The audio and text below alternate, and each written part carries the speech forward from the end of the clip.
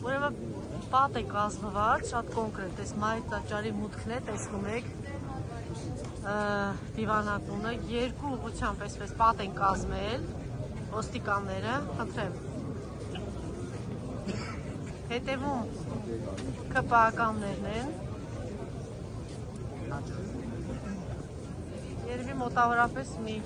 100 հոգի, շատ ագրեսիվ, մեր գործընկերները փորձեցին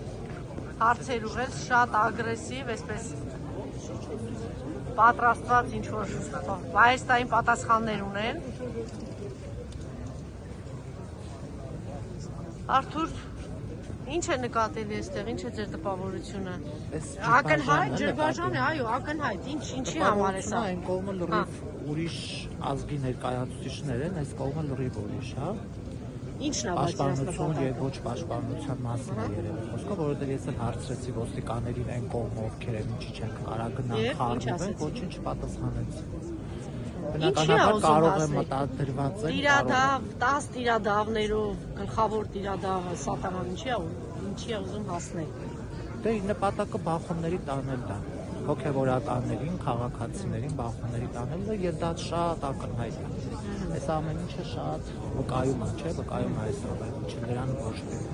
Չէ, չի բացառում, երևի այնպես է 10 տիրադավները կան, հա, փորձելու են ճանապարհ բացել։